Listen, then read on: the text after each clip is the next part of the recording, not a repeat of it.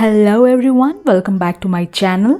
आज मैं आप सभी के लिए एक न्यू लेसन लेकर आई हूँ जिसका नाम है reaching for the skies, class 5, जो कि हमारे स्टेलर इंग्लिश बुक से है। व्यूअर्स, मैं आप सभी को बताना चाहती हूँ, ये है मेरा ईमेल एड्रेस। अगर आपका भी कोई रिक्वेस्टेड लेसन हो या कोई पोएम हो तो प्लीज़ मुझे उसका PDF इस ईमेल एड्रेस पे भेजें। मैं जल्दी से जल्दी आप सभी के लिए वो वीडियो लेकर आऊँगी। तो चलिए बिना देर करते हुए बढ़ते हैं हमारे आज के लेसन की तरफ। रीचिंग फॉर द स्काईज एक ऐसी मोटिवेशनल स्टोरी है बच्चों, जिसमें कि सक्सेस की कोई लिमिट नहीं होती है, ये बताया गया है। रीचिंग फॉर स्काईज इस लेसन का जो टाइटल है, इसका मीनिंग ही ये है आसमान की ऊंचाई तक पहुंचने की कोशिश, जो कि हमारी अपनी अवनी चतुर्वेदी ने की है, जो कि एक फाइटर पायलट रह चुकी है। तो चलिए देखते हैं अवनी चतुर्वेदी की पूरी लाइफ हिस्ट्री इस लेसन के थ्रू। देखते हैं उन्होंने क्या क्या हासिल किया और कौन कौन से मुकाम उन्होंने छुए। तो चलिए स्टार्ट।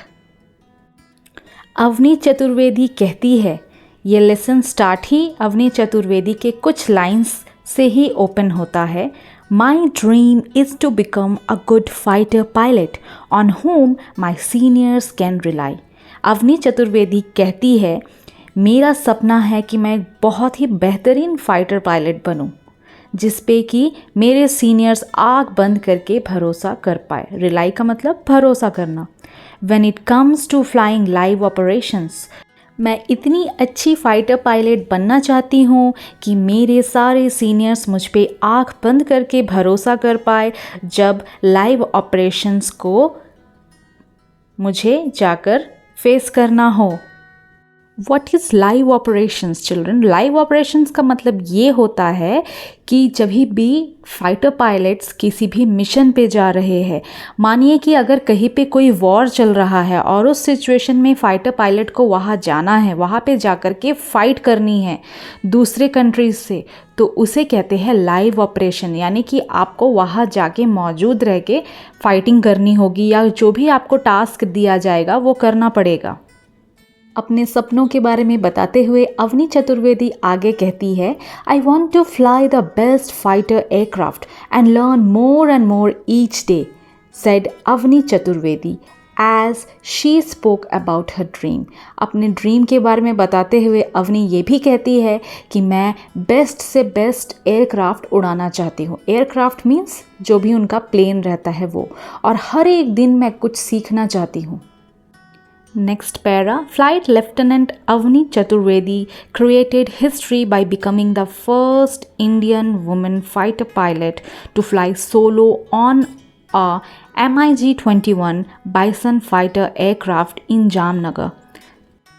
अवनी चतुर्वेदी ने हिस्ट्री कायम कर दी थी। वो पहली इंडियन वुमेन फाइटर पायलट थी जिन्होंने कि अकेले अपना एयरक्राफ्ट को उड़ाया था। उस एयरक्राफ्ट का नाम था MiG-21 बाइसन फाइटर एयरक्राफ्ट। उन्होंने ये एयरक्राफ्ट को कहाँ पे उड़ाया था? जामनगर में, गुजरात में, जो कि पड़ता है। On 19 February 2018। Avani is a source of inspiration for all of us. हम सभी के लिए अवनी बहुत बड़ी इंस्पिरेशन का काम करती है। The process of being mentally stimulated to do something specially creative. Inspiration का मतलब ही ये होता है कि दूसरों को देख के हमारे को एक स्टिमुलेशन हो, कि हमको भी एक इच्छा जागे मन से कि हम भी ऐसा कुछ कर पाए। तो ये वाकई में हम सभी के लिए अवनी चतुर्वेदी एक इंस्पिरेशन ही तो है। Avni Chaturvedi was born on 27th October 1993 in रेवा। अवनी चतुर्वेदी का जन्म रेवा में हुआ था 27 अक्टूबर को। सन था 1993। मध्य प्रदेश में उनका जन्म हुआ था। Her father Dinkar Chaturvedi is a superintending engineer in the water resource department of the Madhya Pradesh government.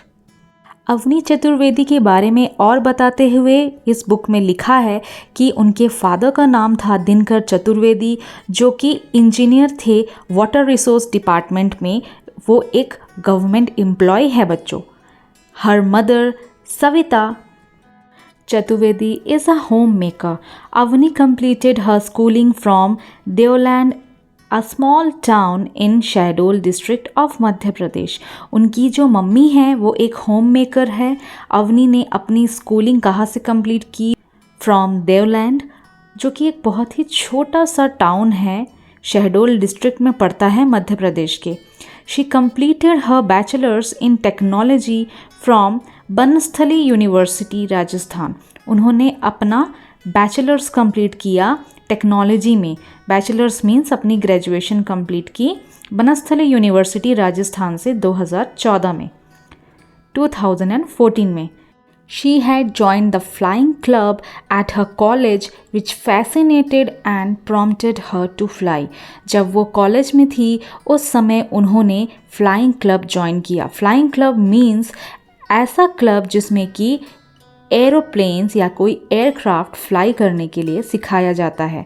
उस समय से अवनी को ये एहसास हुआ कि शायद इसमें मेरा एक करियर छुपा है और उनको फ्लाई करना बहुत अच्छा लगने लगा। फैसिनेटेड का मतलब क्या होता है? Strongly attracted and interested. उनको बहुत ज़्यादा इंटरेस्ट आने लगा था फ्लाई करने में। Next stanza. Avni's elder brother is an officer in the Indian Army. Avani के जो बड़े भैया है वो भी इंडियन आर्मी में एक ऑफिसर है। He inspired her to join the Indian Air Force. Avani ने जब अपने बड़े भैया को देखा तभी उनको ये इच्छा जागी उनके मन में कि मैं भी इंडियन एयरफोर्स ज्वाइन करना चाहती हूँ, IAF। She also had flying experience in the flying club in her college. उनके पास अच्छा खासा फ्लाइंग एक्सपीरियंस भी था जब वो अपने कॉलेज में प्लेन उड़ाया करती थी। Which had also motivated her to join the IAF। उनका जो फ्लाइंग एक्सपीरियंस था कहीं ना कहीं उसने भी उनको बहुत मोटिवेट किया कि वो भी इंडियन एयरफोर्स ज्वाइन करे। Avani was selected to train at Hyderabad air force academy. Avani का सिलेक्शन हो गया, उनकी ट्रेनिंग शुरू हो गई। हैदराबाद में एयरफोर्स अकेडमी थी वहाँ पे। She is one of the 3 in the first batch of female pilots. ये पहला बैच था जिसमें कि महिलाओं को एज अ पायलट सिलेक्ट किया गया था और 3 में से 1 महिला अवनी भी थी। बिसाइड्स भावना कंठ एंड मोहना सिंह, इन दोनों के अलावा तीसरी महिला थी Avani. To be inducted in the Indian air force fighter squadron on 18 June 2016। अब अवनी चतुर्वेदी का सिलेक्शन हो चुका था। अब उनको एक फॉर्मली एक पोस्ट मिल चुकी थी। उनको फाइटर स्क्वाड्रन में भी शामिल कर लिया गया था। एक ऐसी यूनिट होती है एयरफोर्स की जिसमें कि 2 से ज़्यादा फ़्लाइट्स होती है, 2 या उससे भी ज़्यादा फ़्लाइट्स ऑफ एयरक्राफ्ट होते हैं। उनको बार बार प्लेन उड़ाना पड़ता है और उसमें उनके साथ और भी टीम मेंबर्स भी होते हैं। उसमें अवनी का सिलेक्शन हुआ था जो कि 18 जून 2016 को हुआ। They were formally commissioned by then defence minister Manohar Parrikar to serve the nation. उस टाइम पे जो डिफेंस मिनिस्टर रह चुके थे उन्होंने उसको फॉर्मली एक प्लेस दे दिया था जहाँ पे कि उनकी पोस्टिंग हुई थी। कौन थे वो डिफेंस मिनिस्टर उस समय के? मनोहर पारिकर। अब अवनी पूरी तरीके से तैयार थी हमारे इस नेशन को सर्व करने के लिए। तो क्योंकि ये स्टोरी काफ़ी लेंदी है तो मैंने इसे 2 पार्ट्स में डिवाइड किया है। यहाँ तक था हमारा part 1 of this story. Now अगर आपको पार्ट 2 देखना है तो वो भी मेरे चैनल पर अपलोडेड है। आप उस वीडियो को क्लिक करें और मैं उस वीडियो को डिस्क्रिप्शन बॉक्स में भी डाल दूँगी। आई बटन पे भी मैं उसे प्लेस कर दूँगी ताकि आप पार्ट 2 जा कर के देखें और इस पूरे लेसन को अच्छी तरीके से समझ सकें। तो चलिए मिलती हूँ आपको वीडियो के पार्ट 2 में, जहाँ कि मैं आगे के लेसन को पूरी तरीके से एक्सप्लेन करूँगी।